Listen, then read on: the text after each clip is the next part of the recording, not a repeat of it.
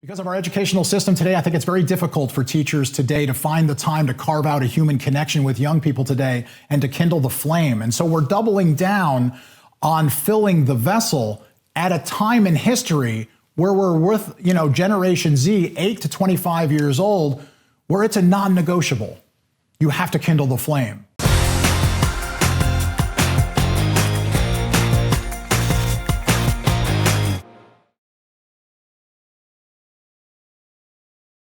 And so in creating active purpose, we have to connect, engage, and answer why for young people in our sphere of influence today. So whether you're in your home, your classroom, your place of business, being able to connect first, then engage, then answer why. And you'll notice it's pie chart, so it kind of goes around and around. But as it goes around and around, it allows you to recognize that this is a circle that's almost a circle of life, if you will, right? Connecting, then engaging, answering why, connecting, engaging, and answering why.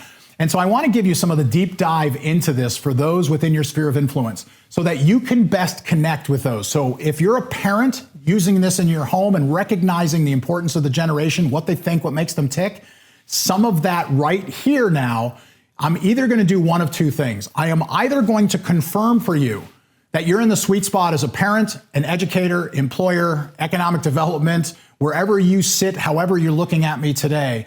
I'm either going to confirm the things that you're doing are correct because you're in the sweet spot of the generation. And again, I'm doing everybody in the middle. There's always outliers to this.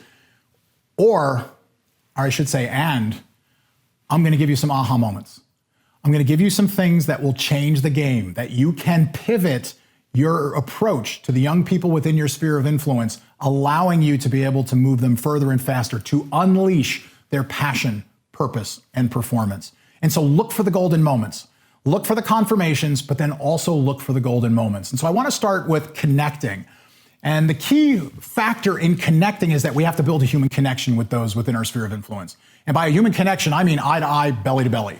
You have to be able to create a human connection. Kids have to have their human needs met first before they'll move down the tunnel, but that human connection is what will drive them at their resting pulse. And so that human connection, every young person today is asking themselves three questions. And the answer has to be yes to all three of them before they'll move forward with you as a parent, educator, or employer. And the three questions are simply this. Do you see me? Do you hear me? Do I matter? Do you see me? Do you hear me? Do I matter? If the answer to one of these questions is no, they will not move forward with you. They will stop in their tracks. They will find something else. The amount of distractions that are out there in the world today are extraordinary, and they will find one of those. Do you see me? Do you hear me? Do I matter? And that human connection becomes important. Young people today, respect works completely differently today than it did when I was growing up. When I was growing up, I respected my elders first, and I worked hard to earn what? Their respect. But today it's 180 degrees the other way. Young people today expect you to respect them first, and then and only then will they turn around and respect you. Now, I'm not saying this is the way it ought to be. I'm here to tell you this is simply the way it is. And so to understand that you pivot accordingly to show the respect that is necessary, young people will turn around and respect you immediately. Building trust and recognizing that boundaries, expectations, and consequences all work hand in hand together. And by working hand in hand together, we have to recognize that first, let me say it this way. Look, I'm not an expert on what boundaries, expectations, and consequences should be. They are whatever they are for whatever organization or however you interact with the young people in your sphere of influence. The boundaries, expectations, and consequences should be what they are, and they are what they are. But my question to each of you in a reflective way is this.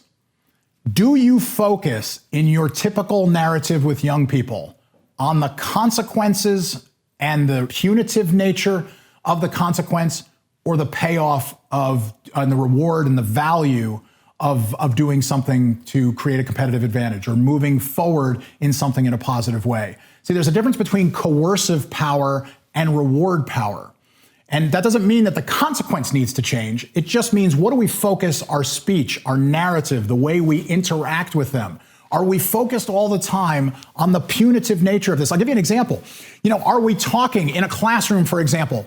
Well, if you don't do this, you're going to have to take summer school. If you don't do this, you're going to have to, you're never going to make it to college. If you don't do this, you're not going to be able to be successful. If you don't do this, you're not going to get some reward at the end of this. If you're not going to do this, and if that's the primary concept and narrative and ongoing discussion with a young person, Or does it pivot toward the rewards, the value, the benefits that are necessary?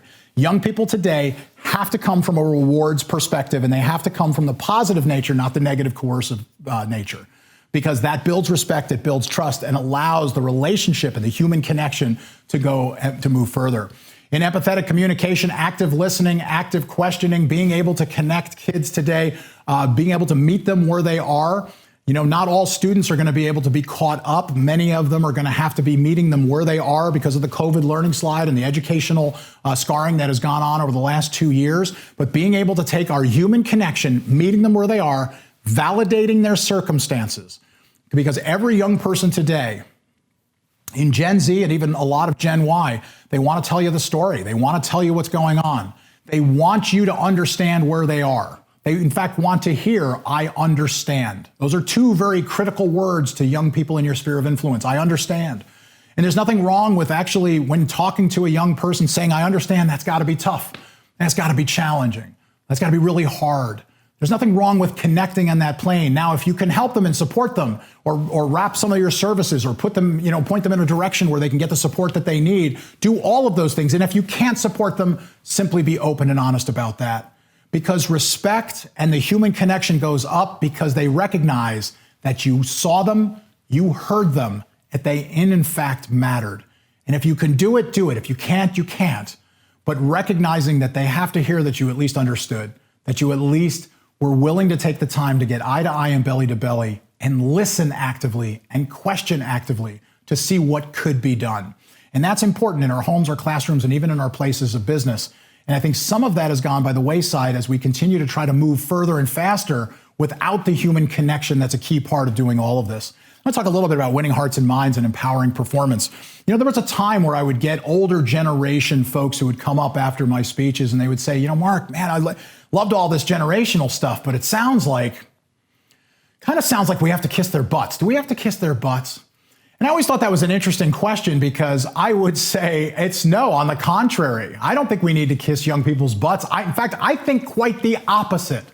I think we should hold young people to significantly higher expectations. I think we should hold them and try to push them further and faster. And I think we should be tough on kids. I think they need to hear a branch creak occasionally. I think what happens is we have lost the ability to be able to push someone further and faster simply because we need a human connection to do it. See, when I think back to the teachers who meant the most to me when I was growing up, it's the ones that were hard on me that I remember. It was the ones that were hard on me that I knew they loved me. I knew that they would climb the mountain with me. I knew they would go the extra mile, but they were tough on me. They held me to higher expectations. They pushed me further and faster. And those are the ones I recall because I had the greatest relationship with those ultimately. And so I think we've lost some of that in some areas in the country. We've got some wonderful teachers who are doing some incredible things. But as a culture, an educational culture across America, we have to connect this to our employment and to our economic development, but we have to be able to recognize that the human connection is the conduit by which all of this comes together.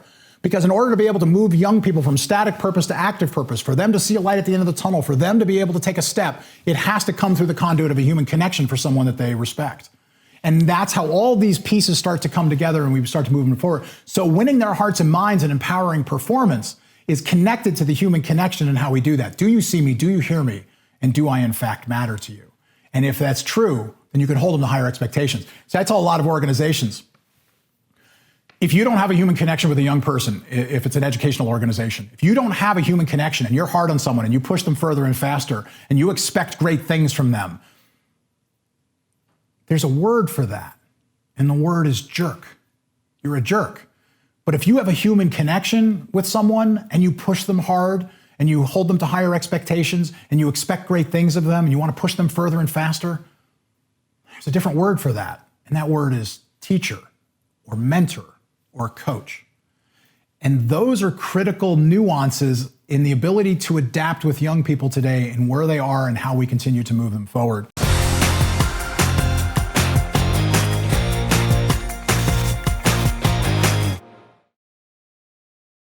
In many parts of the country today, young people today are very feral because we have not had the ability to create the human connection that is necessary to deal with kids where mental health is on the rise, social and emotional issues and challenges are taking over in a lot of places across the country. And now they are coming back full-time into schools where they're not exactly sure what they should be doing and how to do it.